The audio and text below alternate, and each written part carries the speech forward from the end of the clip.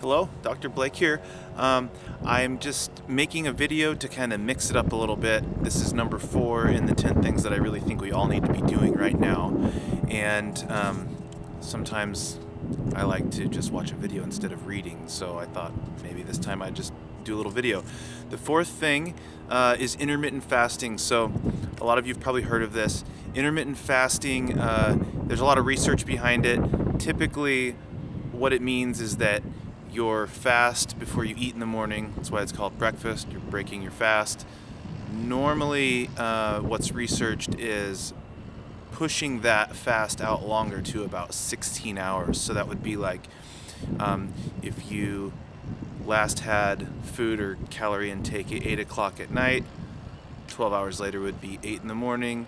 Add 4 more hours to it and you'd be noon. So you wouldn't eat anything until noon when you got up that day. There are a lot of health benefits to that. What I'm suggesting that you do right now, if you want to give that a try, that's great. Sometimes it takes a little bit of time to work into it, but most likely you'll feel pretty good if you get to the point where you can go 16 hours between meals. And lost my train of thought there for a second. The wind's blowing my hair.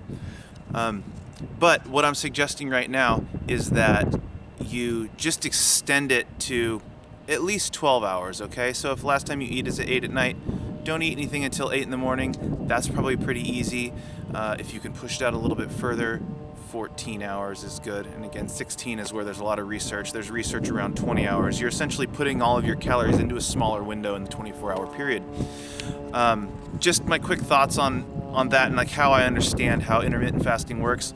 Fasting, like water fasting, works really great for acute inflammatory things like a fever or a flare of an autoimmune condition like rheumatoid arthritis. You can water fast for a couple days, maybe 3 days, and it'll start to calm down pretty quickly.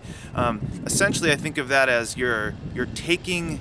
Your body has to use a lot of energy to digest and break down nutrients from the food you're eating, and then it has to assimilate it, right? It has to absorb it, and then it has to put it into cells so the cells can use it, and it has to store what you're not using for energy. It's an energy intensive process, right?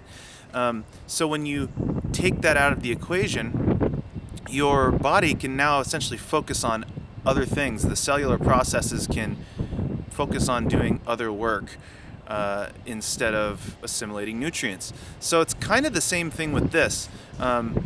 We're giving ourselves a little bit longer of a break in a 24-hour period to focus on getting toxins out of the cells that might be in there, focusing on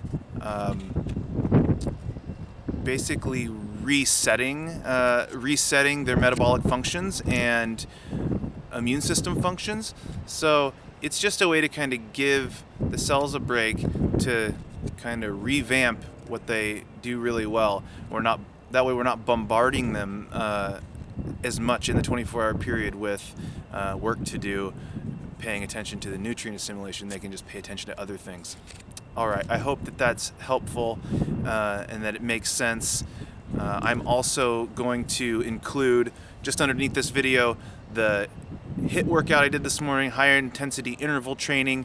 I wrote about that in email number 3 as something. I really like the one that I did this morning. It's a low impact one, and there wasn't any jumping. A lot of times there's jumping in high intensity interval training.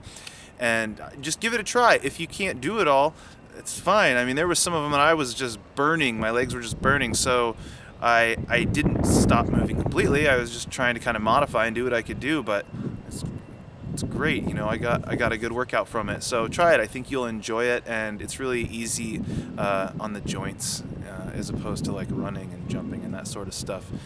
All right, take care, and reach out if you need anything.